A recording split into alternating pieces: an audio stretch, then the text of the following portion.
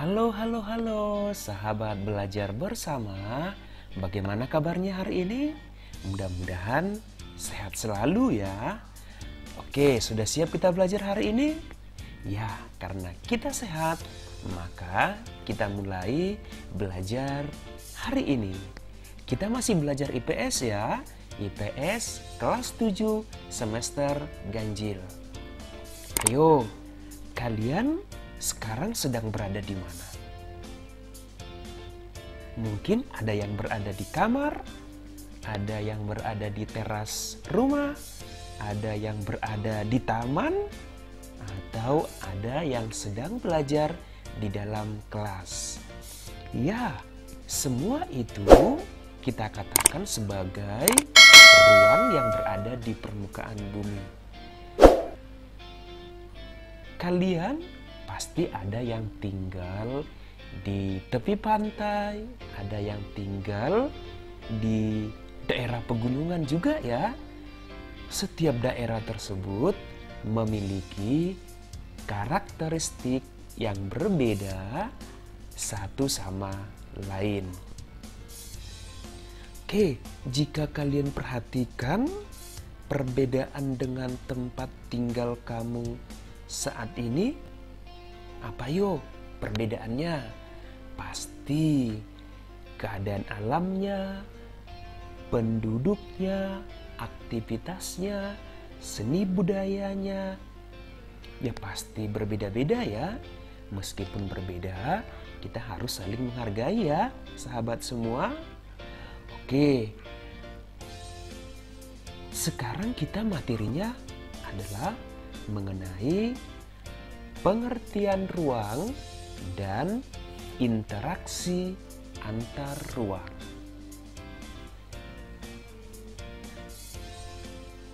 Pengertian ruang dan interaksi antar ruang tersebut, sebelum kita simpulkan, yuk kita lihat gambar-gambar berikut. Yang pertama ada gambar rumah. Rumahnya berada di pinggir sungai ya. Rumah dan daerah yang berada di sekitar sungai itu kita katakan juga sebagai ruang. Kemudian gambar yang kedua kita lihat adalah sebuah gambar di alam terbuka. Yang ketiga adalah apa yo? Ya benar, itu adalah gambar swalayan. Tentunya sahabat semua sering pergi belanja ke swalayan ya. Kemudian yang keempat bisa kita lihat ada toko buku. Ayo, siapa yang sering ke toko buku?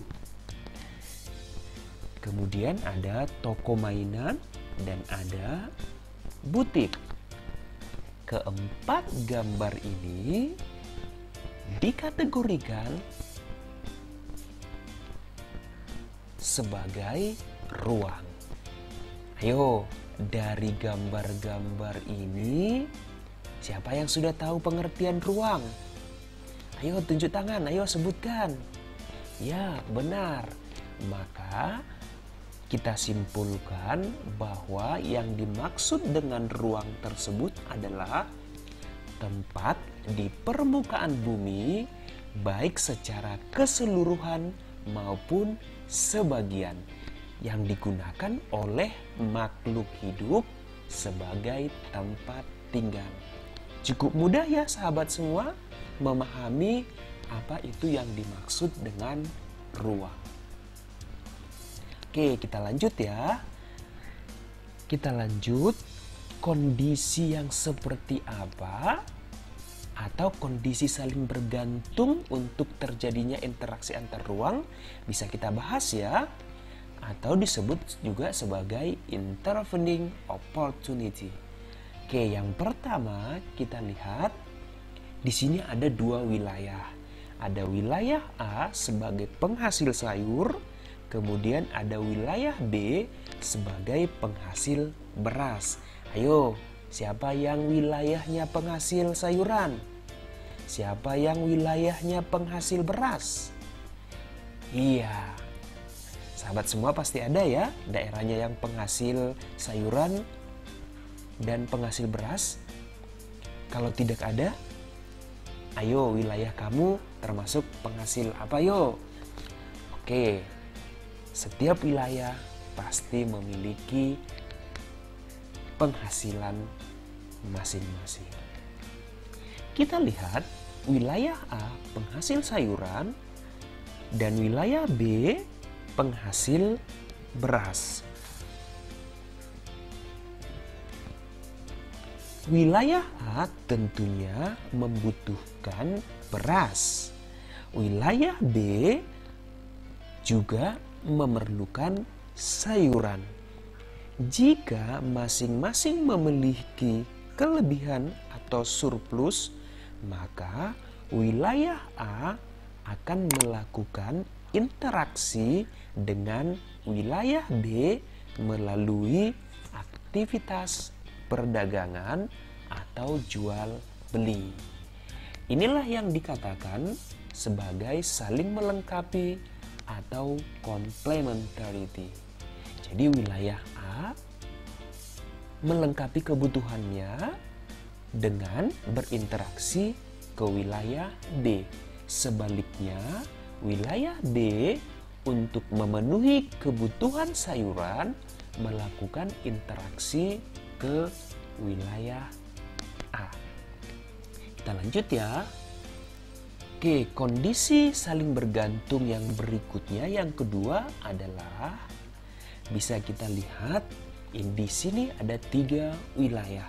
Yang pertama, wilayah X itu adalah surplus sayuran namun minus ikan.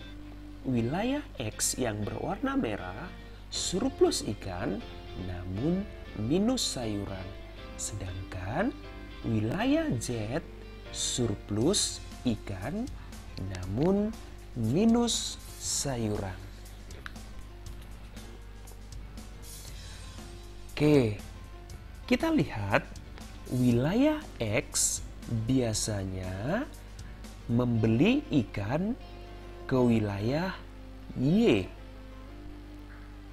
Namun kemudian diketahui wilayah Z juga penghasil ikan, sehingga wilayah X karena jaraknya lebih dekat ke wilayah Z, maka wilayah X beralih melakukan interaksi ke wilayah Z karena lebih dekat dan pastinya ongkos transportasinya lebih murah.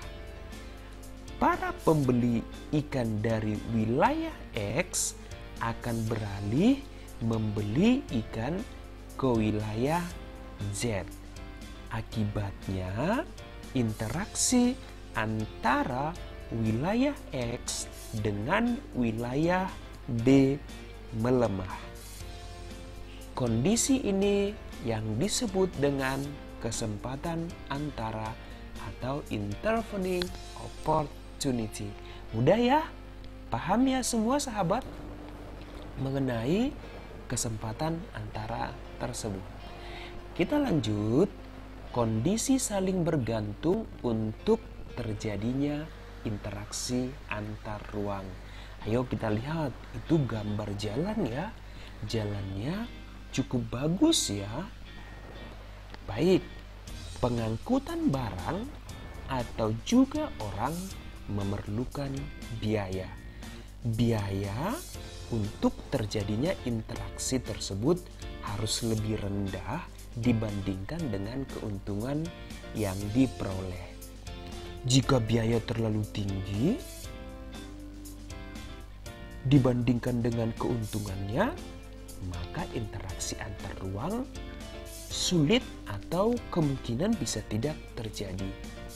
Kemudahan transfer dan biaya yang diperlukan juga sangat tergantung pada ketersediaan infrastruktur, yaitu contohnya jalan yang menghubungkan daerah asal dan tujuan.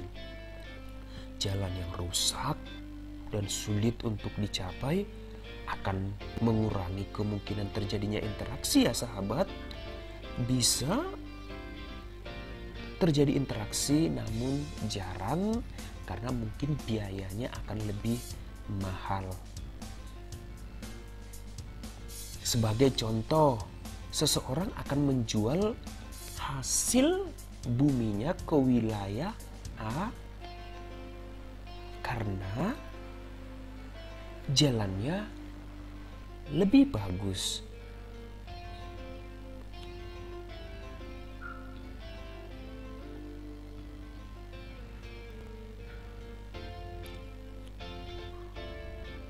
Contoh lain, seseorang akan menjual berasnya dari wilayah A ke wilayah B. Namun jalan menuju ke wilayah B mengalami kerusakan. Mobilnya sering rusak sehingga tidak bisa dilalui. Kondisi ini mengakibatkan orang-orang yang berada dari wilayah A tidak menjual lagi ke wilayah B. Jadi kemudahan transfer juga bisa mempengaruhi terjadinya interaksi antar ruang. Kondisi ini yang dikatakan dengan transfer ability atau jalan mempermudah aksesibilitas antar ruang. Oke, demikian ya sahabat mengenai kondisi saling bergantung yang diperlukan untuk terjadinya interaksi keruangan tersebut. Cukup mudah ya memahaminya. Oke, sampai di sini materi kita mengenai ruang dan interaksi antar ruang.